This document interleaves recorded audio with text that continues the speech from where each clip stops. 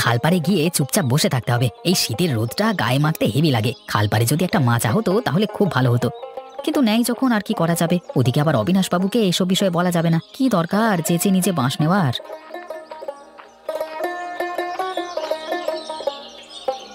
আরে খালের পাড়ে কারা যেন দাঁড়িয়ে আছে বলে মনে হচ্ছে। ভালো করে দেখি তো ওগুলোকে।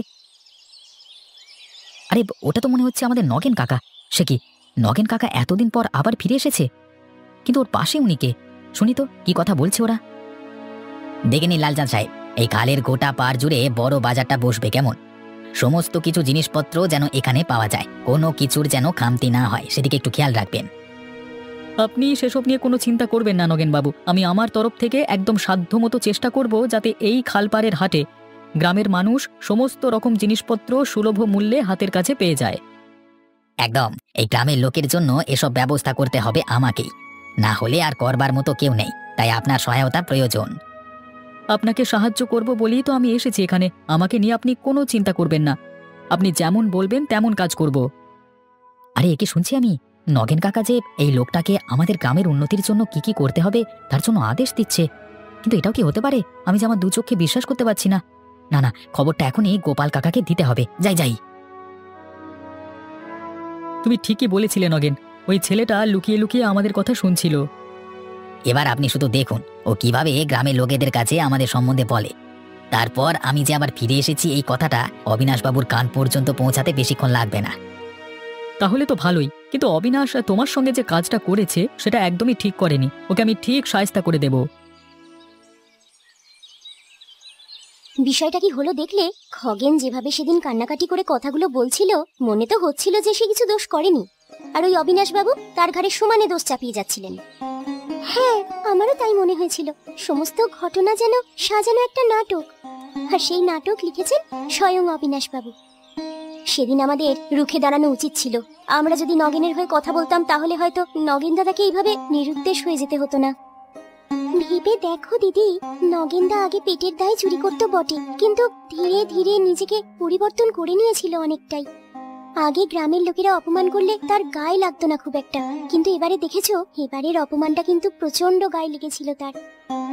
আমার তখন থেকেই মনে হয়েছিল নগেনদা সত্যি কথা বলছে এবং তাকে ফাঁসানো হয়েছে। তার আত্মসম্মানে এমন আঘাত লাগলো যে রাতারাতি কোথায় যে নিরুদ্দেশ হয়ে গেল কে জানে। যাক নীলিমা, যেখানেই থাকুক ভালো থাকুক। এই গ্রামে ফিরে এসে যে সে আর সম্মান পাবে না সেটা তো বুঝতেই পারছো আশা করি। হ্যাঁ হ্যাঁ তাই। চলো এবার আমরাও বাড়ি যাই, এখানে গল্প করলে হবে না, সংসারে অনেক কাজ পড়ে আছে গো দিদি। হ্যাঁ নীলিমা, চলো যাওয়া যাক।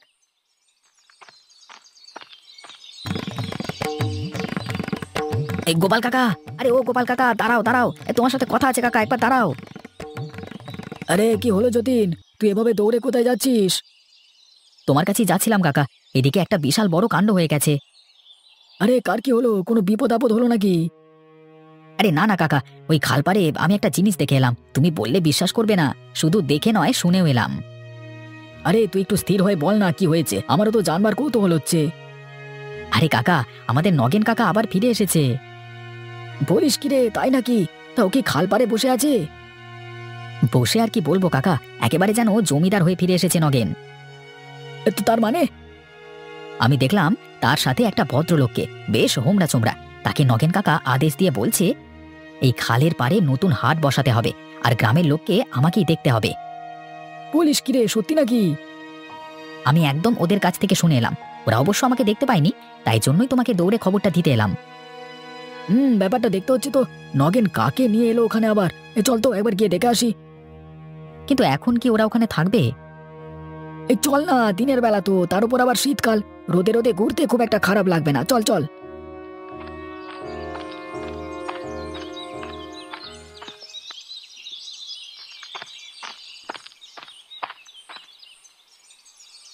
কেমন আছেন বাবু? শরীর ভালো আছে তো? আরে আরে নগেন, তুই এখানে কি করছিস? আমাকে দেখে একবারে চমকে গেলেন মনে হচ্ছে। হ্যাঁ, চমকাবেন তো বটেই, অনেকদিন বাদ হঠাৎ করে আবার ফিরে এসেছি না। না মানে তুই হঠাৎ করে কোথায় চলে গেছিলিস, মানে আবার ফিরে এলি কি জন্য, তাই জন্য আর কি মানে। আপনি তো সেটাই চেয়েছিলেন যে আমি সারা জীবনের মতো এখান থেকে চলে যাই। একদমই না। আমি কোনোদিনই চাইনি তুই এখান থেকে চলে যা। এই গ্রামের আমি কারোর ক্ষতি চাই না। তাহলে দোষারোপ করবার জন্য আপনি কি আমাকেই পেলেন? গ্রামে আরো লোক তো ছিল নিশ্চয়ই, কিন্তু তাদের তো আপনি দেখতে পেলেন না। তুই ভুল ভাবছিস নগেন, আমি কোনোদিনই তোকে সে কথা বলতে চাইনি। তুই নিজ থেকে এসব মনে করে শুধু শুধু কষ্ট পাচ্ছিস। যাক, ওসব কথা বাদ দিন। যেটা হয়ে গেছে সেটা তো আর ঠিক করা যাবে না। এই গ্রামের ভবিষ্যৎ কিভাবে ঠিক করা যায় তার চিন্তা ভাবনা করতে হবে। হ্যাঁ, সেই চিন্তা কি আমি করছি না? তোর এত মাতব্বরির তো কিছু নেই। মাতব্বরি না থাকতে পারে, কিন্তু চিন্তা তো আছে। এই গ্রামের ভালো মন্দ নিয়ে আমার অবশ্যই চিন্তা আছে এবং থাকবে। তুই বলে যাস না তুই একজন চোর, অতএব তুই গ্রামের ক্ষতি যারা ভালো করবি, এটা তো মেনে নেওয়া যায় না। কি জানেন তো বাবু, ভাবনাটা আপনাদের মাথায় এঁটে আছে। পেটের দায়ে আগে আমি চুরি করতাম, সেটা ঠিক। সেই সুযোগ নিয়েই তো আপনি আমার নামে অনেক কিছু চালিয়ে দিচ্ছেন। সেসব আমি কি ভুলে যাব? সময় পেলে ঠিক আমি সমস্ত অপমানের উত্তর দিয়ে যাব। তুই কি আমাকে ভয় দেখাচ্ছিস? তোর এত বড় দুঃসাহস! না, আপনাকে ভয় দেখাইনি, সত্যি কথাটা বলতে এলাম। আমি তো এই গ্রামের উন্নতি করিয়ে ছাড়বো। আপনি যে জিনিসটা করতে বাধা দিয়েছিলেন আমাকে, সেই জিনিসটা দিয়েই শুরু করব। আপনার দম থাকলে আপনি আমাকে আটকে নেবেন। ব্যাটার বড্ড বার বেড়েছে। আবার একবার ওর নামে মিথ্যে অপবাদ রটিয়ে গ্রামের মানুষের কাছে মার খাওয়াতে হবে, তবেই ব্যাটা জব্দ হবে।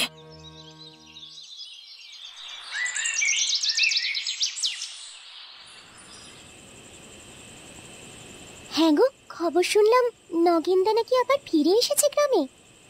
হ্যাঁ, আমিও শুনেছি, আর তাই জন্য আমার খুব আনন্দ লাগছে যে ও আবার ফিরে এসেছে।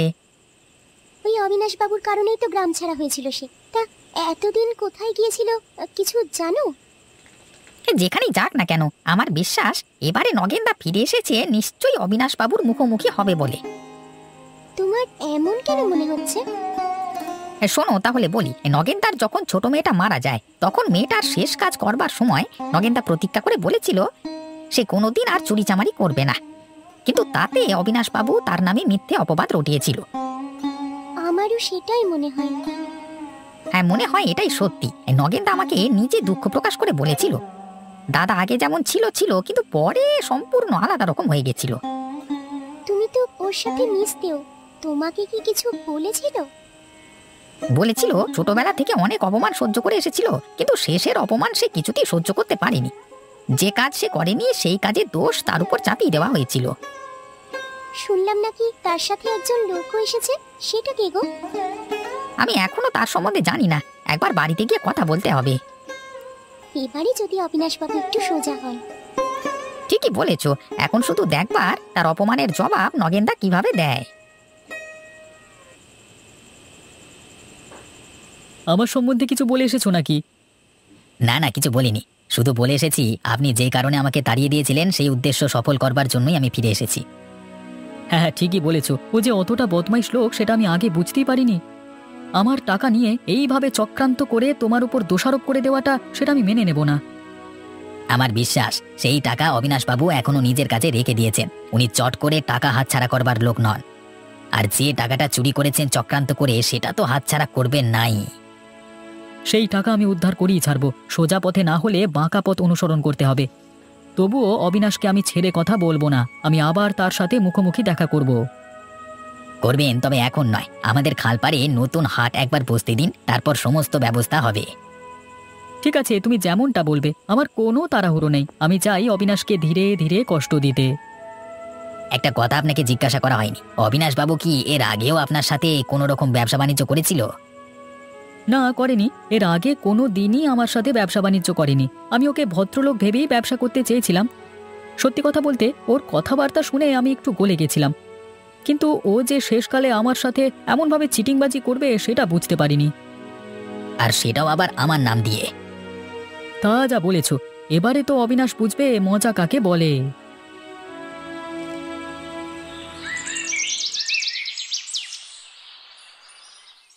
তোর তো আনন্দ হওয়ার কথা রে রতন, নগেনদা যে ফিরে এসেছে। আনন্দ তো হচ্ছে বটেই, কিন্তু বাইরের কাউকে আনন্দ দেখাতে নাই তো, সেই জন্য বেশি দেখাচ্ছি না। আচ্ছা, একটা কথা বলতো, তুই কি জানিস নগেনদা এখানে কি করতে ফিরে এসেছে আবার?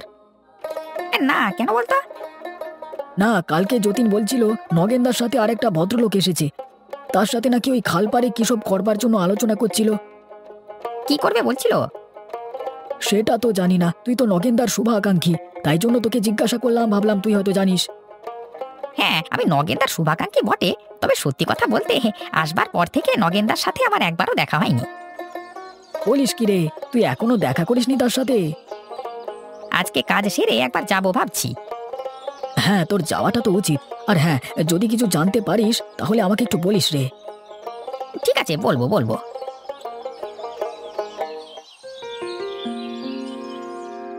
তুমি কাজটা কিন্তু একদম ঠিক করনি। আমি তখন বলেছিলাম তোমাকে, এখনো বলছি। কোন কাজের কথা বলছো আমি কিছুই বুঝতে পারছি না। তুমি যে চক্রান্তটা করেছিলে নগেনকে ফাঁসাবে বলে। এসব তুমি কি বলছো? আমি আমি ঠিক বুঝতে পারছি না তো। কোন চক্রান্তের কথা বলছো? তুমি যখন ঘরে বসে নগেনকে দোষারোপ করবার জন্য চক্রান্ত করছিলে, তখন আমি তোমার কথা শুনে ফেলেছিলাম। কি আবোল তাবোল কথা বলছো? তুমি খুব ভালো করেই জানো আমি মিথ্যে কথা বলছি না। এখনো সময় আছে। যে টাকাটা তুমি ওই ভদ্রলোকের কাছ থেকে নিয়েছিলে সেটা ফেরত দিয়ে দাও। আমি কোনো টাকা নিইনি, তুমি শুধু শুধু আমাকে অপবাদ দেবে না। আমি কোনো অপবাদ দিচ্ছি না তোমাকে। দেখো, মানুষ ভুল করে থাকে, কিন্তু একবার ভুল শুধরে নিলে দেখবে জীবনটা আরো সহজ হয়ে যাবে। সকালবেলায় আমাকে জ্ঞান দেবে না গিন্নি, তুমি নিজের কাজে যাও, আমাকে জ্বালাতন করো না। সত্যি কথা বললেই জ্বালাতন হয়ে যায়, তাই না? তুমি কিন্তু বুঝতে পারছো না।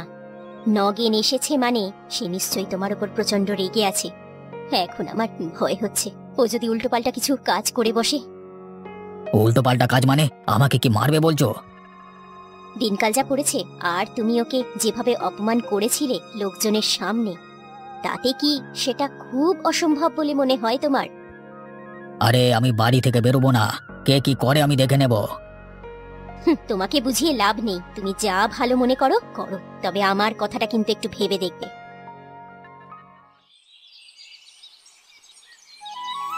নগেন, এদেরকে ঠিকঠাকভাবে বুঝিয়ে দাও কোনখানে সবজি কোনখানে মাছ এসব বসাতে হবে। আমি ইতিমধ্যে বুঝিয়ে দিয়েছি। দেখুন না, সবাই কেমন নিজে নিজের দোকান নিয়ে বসে পড়েছে। দেখে ভালো লাগছে আমাদের গ্রামে একটা নতুন হাট হচ্ছে।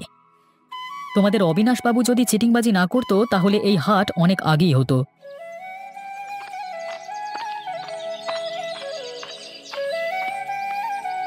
আরে বাপ রে বাপ, একদিন যেতে না যেতেই নগেনদা কি কামালটাই না করলো, দেখ গোপাল। সেই তো রে রতন, আমার যে বিশ্বাস হচ্ছে না। আমার এখন মনে হচ্ছে আমাদের অবিনাশ বাবুর থেকে নগেনদার ক্ষমতা অনেকটা বেশি। ক্ষমতা নয়, বল বিশ্বাসযোগ্যতা। দেখছিস না, ওর কথাতেই কত বড় বড় হাট এখানে এসে বসেছে। চল চল, আমরা গিয়ে একবার কথা বলি।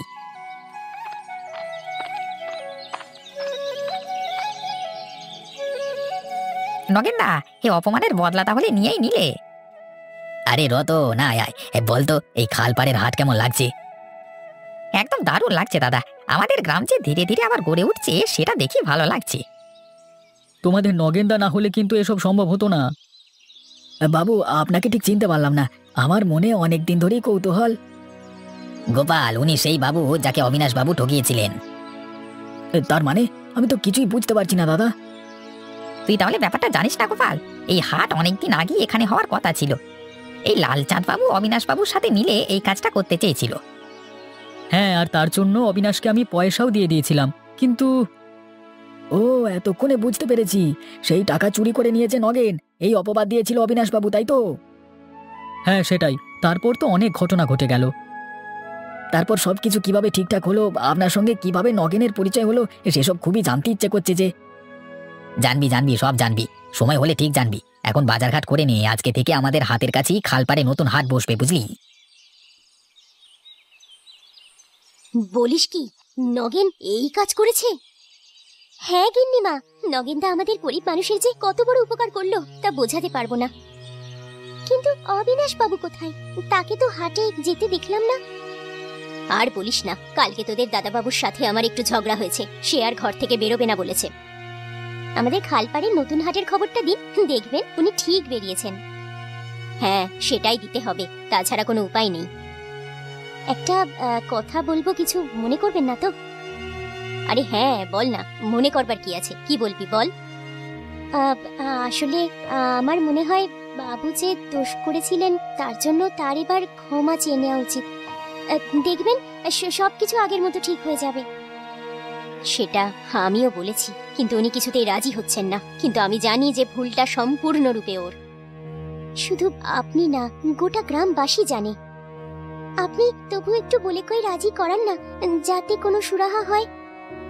হ্যাঁ, না হলে যা পরিস্থিতি দেখতে পাচ্ছি, এবার কিন্তু সমস্ত গ্রামবাসী নগেনদার পক্ষেই যাবে। কারণ সবাই বুঝতে পারছে যে নগেনদা একসময় চুরি করলেও এখন কিন্তু সে গ্রামের উন্নতিই চায়। ঠিক আছে, আমি বলে দেখব। তবে সে যদি আমার কথায় রাজি না হন, তাহলে ওনার ভাগ্যে যেটা আছে সেটাই হবে।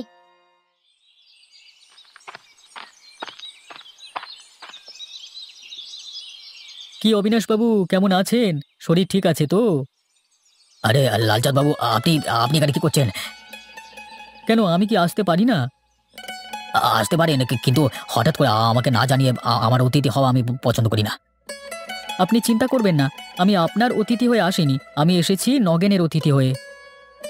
তার মানে?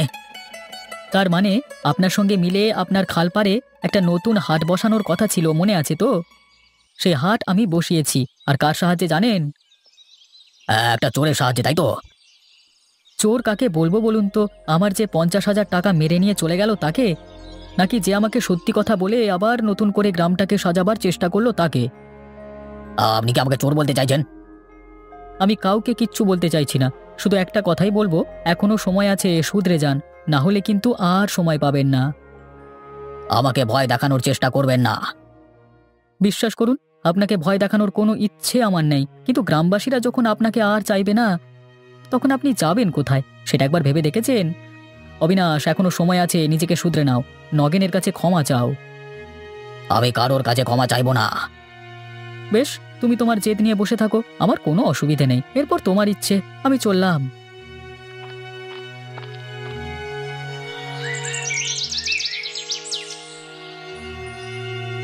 কালকে তাহলে গিয়েছিলেন অবিনাশ বাবুর সাথে দেখা করতে?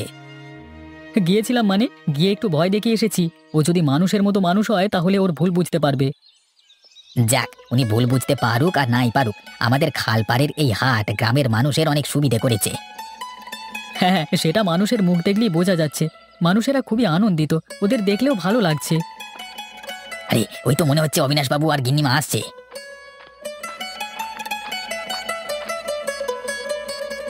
নগেন, তুমি একটা দারুণ কাজ করেছো। তোমার দাদাবাবু নিজের ভুল বুঝতে পেরেছেন, তাই জন্য তোমার কাছে ক্ষমা চাইতে এসেছে। আমি অনেক ভেবে দেখলাম, গ্রামের মানুষেরা সত্যি আমাকে অহংকারী বলতে শুরু করেছে। তোমার সাথে এমন আচরণ করা ঠিক হয়নি নগেন, তুমি আমাকে দয়া করে ক্ষমা করে দাও। যাক অবিনাশ বাবু, দেখেও ভালো লাগছে তোমার সুমতি হয়েছে। আমার ভুল তো হয়েছে বটেই, আর তোমার 50,000 টাকা আমি আমার কাছে রেখে দিয়েছিলাম, সেই টাকা আমি তোমাকে আবার ফেরত দিয়ে দেব। এরকমই যদি হলো, তাহলে আপনি মাঝখানে এতটা সময় নষ্ট করে কি পেলেন? অজান্তে ভুল করে ফেলেছি ভাই, সত্যি এই খালপাড়ে নতুন হাট দেখতে কি ভালোই না লাগছে। সে তো লাগবেই বাবু, গ্রামের উন্নতি কার না ভালো লাগে। তোমরা কোনো চিন্তা করো না, আমি তোমাদের এই কাজে অংশগ্রহণ করব। আমিও তোমাদের সাথে আমাদের এই নতুন হাটের নাম দূর দূরান্তে ছড়িয়ে দেব। তাহলে তো খুবই ভালো হয়, আপনার অনেক জায়গায় নাম ডাক আছে। আমাদের হাট সম্পর্কে আপনি যদি সব জায়গায় বলে বেড়ান, তাহলে সত্যিই খুব ভালো লাগবে। তুমি কোনো চিন্তা করো না, আমি এই দায়িত্ব নিলাম। আর হ্যাঁ, লালচাঁদ আর নগেন, তোমরা দুজনে আজকে দুপুরবেলায় আমাদের ঘরে খেও, কেমন? আবার যেচে ডেকে নিয়ে গিয়ে অপমান করবেন না তো? কি যে বলো না তুমি।